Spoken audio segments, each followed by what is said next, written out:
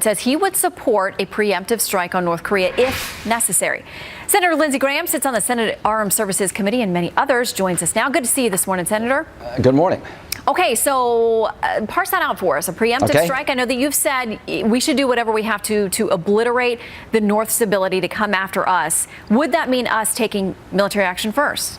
As a last resort. I don't know about you, but here's what I believe. I believe if they had an ICBM with a nuclear weapon on top of it that could reach America, they may use it. What do you think? Do you think that's possible, that this guy would actually attack our country if he could?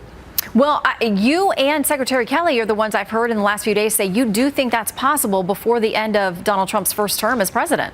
I do. So if you believe, as I do, in General Kelly, that it would be a mistake to allow him to have an ICBM that could reach America, there's two ways to stop it. Through diplomacy, using China to get them to stop developing an ICBM, or to use military force. I prefer diplomacy. But here, I had dinner with the president last night. It was a great dinner. I really am impressed with his commander-in-chief skills here.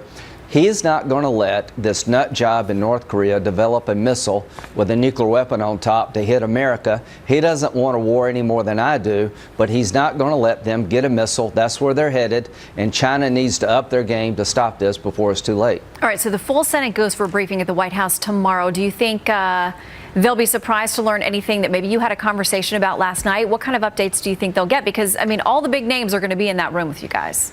We met with the chairman of the Joint Chiefs last night at dinner with Senator McCain, myself, and the president. It was a terrific dinner. I think President Trump's relationship with China is the key. China's done more in the last 2 weeks to push back against North Korea, stopping coal shipments, maybe using the UN to sanction North Korea than they've done in the last 25 years. So it's clear to me that this president will not allow North Korea to develop an ICBM with a nuclear weapon on top to hit America. And I think the senators are going to hear that tomorrow night. And I hope the senators will understand that if nothing changes, Kim Jong-il will have that capability relatively soon. Okay, you and Senator McCain at that dinner last night, you've both been vociferous critics of the president during the campaign, and some of that spilled over into his actual post-inaugural activity as the president. I understand you had peach cobbler last night. Awesome. Everybody hugged it out.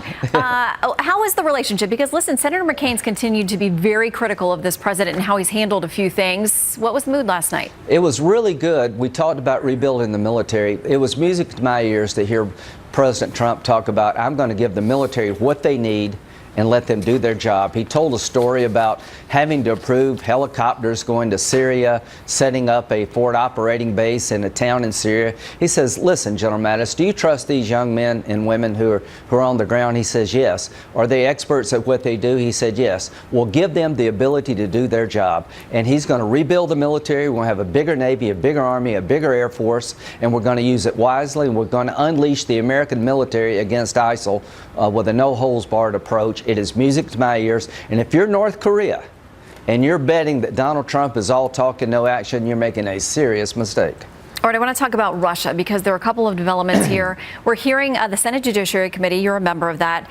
There's going to be a hearing next on May 8th, and it's going to involve former Acting Attorney General Sally Yates, former DNI James Clapper, and it's all about Russia's potential interference in the 2016 U.S. election.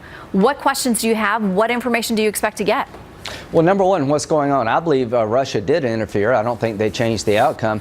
But Clapper said about a month ago, or maybe 2 months ago now, that no FISA warrants were issued against any Trump operatives. The Washington Post reports that a FISA warrant was issued against Carter Page. Here's my question. Did you know about that warrant? Did you not consider Carter Page an operative of the Trump campaign? Maybe they didn't consider Carter Page an operative of the Trump campaign because he really didn't have much of a job there. So what's the deal here? Was a FISA warrant issued? And I want to ask Sally Yates the same question. You were in the Department of Justice. And I also want to know, did Susan Rice and Ben Rhodes ever ask the DNI, Mr. Clapper, or Sally Yates to unmask Americans that were part of incidental surveillance of foreign entities? I want to know, did Susan Rice and Ben Rhodes politicize intelligence? All right, we're just about out of time, but quickly I want to ask you, you authored a letter, a bipartisan letter with Senator Whitehouse back in March asking the FBI and the DOJ for some of this information. Were there warrant applications? Were there FISA orders?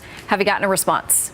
No, and that's part of the hearing. Is he said publicly that Clapper said there was no FISA warrant issued. The Washington Post reported there was one. I want to get to the bottom of it. And what role did Susan Rice play in all this, if any? This is very important to find out. We'll watch the hearing and let us know if you get a response to that letter. Senator, I will. Thank you. Seemed like they had